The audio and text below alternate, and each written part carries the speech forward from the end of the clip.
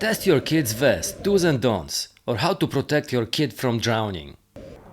How to get from this to this with the right life jacket and training. Kid's mouth stays 15 centimeters or 5 inches above water, and so this kid could endure waves of that height. The safety strap between the legs keeps the kid afloat, but the vest isn't too tight to allow for breathing. This thing is not a life jacket. The label says 1 to 3 years old, but it also says it can drown. According to the label, test subject number 1 is perfect when it comes to weight and age. Or is he? Jumping or falling into the water is something we are training for, so that is fine.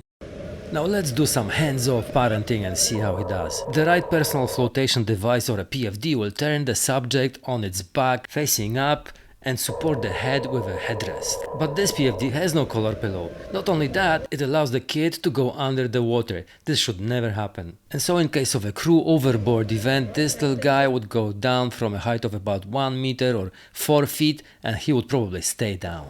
Look at him. He wants to live. And it is your responsibility to test every PFD before using it. Don't just trust the label, test it for yourself. Now this is more like it. ISO level 100 for non-swimmers and near-shore boating. This will turn you over facing up and keep you there. But according to the label, our test subject is too big and too heavy. When putting on a life vest, make sure the waist and chest straps are not too tight to allow for the chest expansion and breathing. But the groin safety has to be fastened tight so the kid stays afloat with mouth over the water level. Now hands-off parenting commencing. Let's see how he does. And immediately the flotation device turns him over on his back and keeps the head afloat with the head pillow. Now he might not like it now, but in case of a crew overboard event, he will go down, he will pop up, and he will turn facing up, and he will live. If it screams, it lives, because children drown quietly. Now that's another life jacket, ISO level 100, so it will keep a non-swimmer afloat and turn it facing up. Our subject number 1 is too small according to the label. Our test subject number 2 is putting on the previous life jacket, but she is too big. Let's see how we do. Look at that whistle blowing. Now remember to fasten the groin safety strap to keep the mouth over the water level. Now this kid likes to jump in and she does not mind getting wet. Remember to leave the chest straps not too snug because you want to leave some room for breathing. Now back to subject number 1. Let's put him in the water and see how he does. Now look at this. This PFD turns the child over facing up and keeps it there. Now the headrest is very stable and overall that's a nice comfy position to be in. Now again, he might not like it, but he will float to live. By the way, this is the way to survive. Check out that URL and you will not regret looking at all the survival stories. Older and stronger kids will want to swim, but all they have to do in rough conditions is to stay afloat. And look at that, mother approves, she will not jump after it and she will not drown.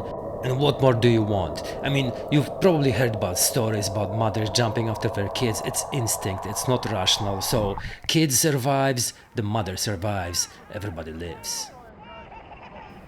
If it screams, it breathes, and it lives. Now look at that one, that was supposed to be too small, and it keeps her afloat. It would probably keep you and me afloat. It might be too small, around the chest or around the groin, but that is a different story. Look at that guy, happy to float and live.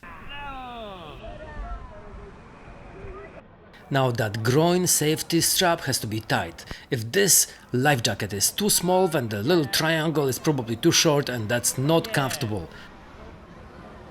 Now this is important. The PFD of this type will not save your kid from drowning if they trip and fall down, facing down in a knee-deep water where the legs are like an anchor and their hands cannot reach the bottom to stand up. Now another thing, those PFDs will not teach your kid how to swim. These are life-saving devices for crew overboard events. Teach your kids how to swim in a horizontal position either on their belly or back, and always supervise because they drown quietly. Now salt water is a whole different story. As you know, it provides more buoyancy but also stings the kid's eyes. Look at that, it wants to peel its eyes out. Wow, yes you did. Wow. Now to wrap it up, always test a life vest before using. Chest needs room to expand and breathe. Groin safety should be tight. Practice jumping in, practice popping out, practice floating to live.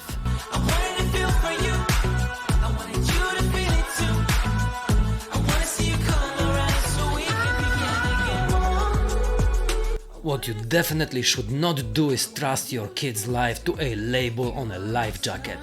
Make it snug but not too snug. Keep an eye on your kid and happy boating. Slavic boating adventures out.